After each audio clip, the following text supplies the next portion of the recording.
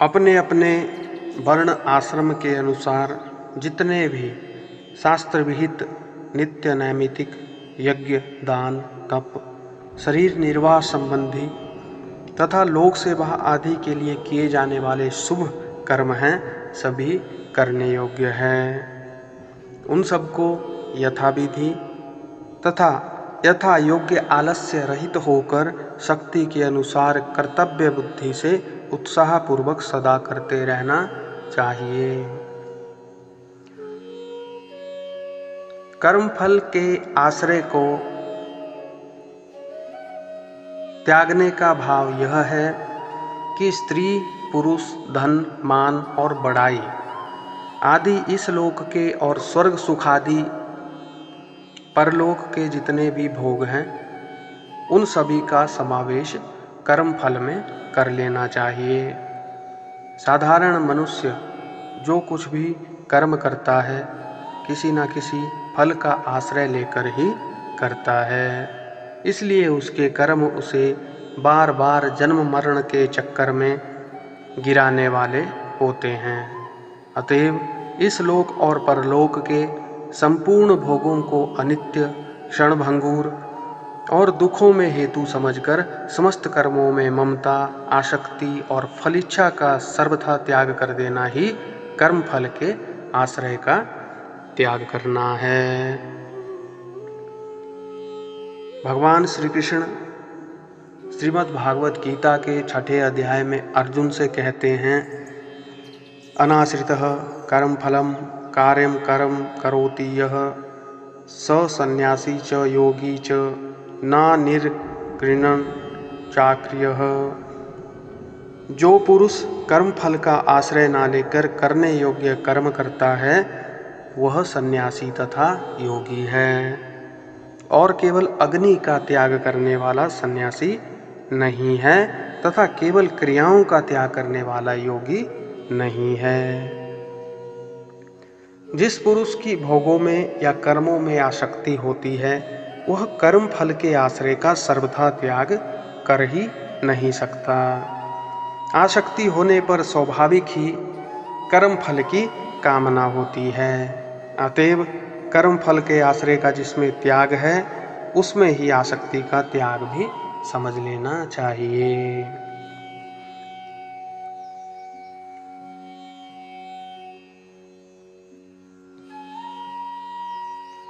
भगवान यह भाव दिखलाते हैं कि ऐसा कर्मयोगी पुरुष समस्त संकल्पों का त्यागी होता है और उस यथार्थ ज्ञान को प्राप्त हो जाता है जो सांख्य योग और कर्म योग दोनों ही निष्ठाओं का चरम फल है। इसलिए वह सन्यासी और योगी यानी सन्यासीत्व और योगित्व दोनों को ही गुणों से युक्त माना जाता है। न निरग्नि कहकर भगवान ने भाव दिखलाया है कि अग्नि का त्याग करके संन्यास आश्रम ग्रहण कर लेने वाले पुरुष को निरग्नि कहते हैं, और न निरग्नि कहकर भगवान यह भाव दिखलाते हैं कि जिसने अग्नि को त्याग कर संन्यास आश्रम तो ग्रहण कर लिया है, परंतु जो ज्ञान योग सांख्य योग के लक्षणों से युक्त नहीं है, वह वस्तुतः सन्यासी नहीं है, क्योंकि उसने केवल अग्नि का ही त्याग किया है। समस्त क्रियाओं में कर्तापन का अभिमान का त्याग तथा ममता, आसक्ति और देह अभिमान का त्याग नहीं किया है। समस्त क्रियाओं का सर्वथा त्याग करके ध्यानस्थ हो जाने वाले पुरुष को अक्रिय कहते हैं। यहाँ न च अक्रिय से भगवान ने यह भाव दिखलाया है कि जो सब क्रियाओं का त्याग करके ध्यान लगाकर तो बैठ गया है, परंतु जिसके अंतःकरण में अहंता, ममता, राग, द्वेष, कामना आदि दोष वर्तमान हैं, वह भी वास्तव में योगी नहीं है, क्योंकि उसने भी केवल बाहरी क्रियाओं का ही त्याग किया है। ममता, अभिमान, आसक्ति, कामना और क्रोध का त्याग नहीं किया है। जिस पुरुष ने अग्नि का सर्वथा त्याग करके संन्यास आश्रम ग्रहण कर लिया है और जिसमें ज्ञान योग सांख्य योग के समस्त लक्षण भली भांति प्रकट हैं, तो यहाँ प्रश्न यह है कि क्या वो सन्यासी नहीं है? इसका उत्तर यह है कि ऐसे ही पुरुष तो आदर्श सन्यासी है। इसी प्रकार के सन्यासी महात्माओं का महत्व प्रकट करने के लिए ही तो ज्ञान योग के लक्षणों का जिनमें विकास होता है, उन अन्य आश्रम वालों को भी सन्यासी कहकर उनकी प्रशंसा की जाती है। तथा समस्त क्रियाओं का त्याग करके जो पुरुष निरंतर ध्यानस्थ और परमात्मा में हर पल हर क्षण लीन रहता है तथा जिनके अंतःकरण में ममता, राग, द्वेष और काम, क्रोध आदि का सर्वथा अभाव हो गया है, वह सर्व संकल्पों का त्यागी महात्मा ही आदर्श योगी है। भगवान कहते हैं कि जो पुरुष कर्म फल का आश्रय छोड़कर कर्म करता है, वही सन्यासी और योगी है। केवल अग्नि का त्याग करने वाला सन्यासी नहीं है और केवल क्रियाओं का ही त्याग करने वाला योगी नहीं है।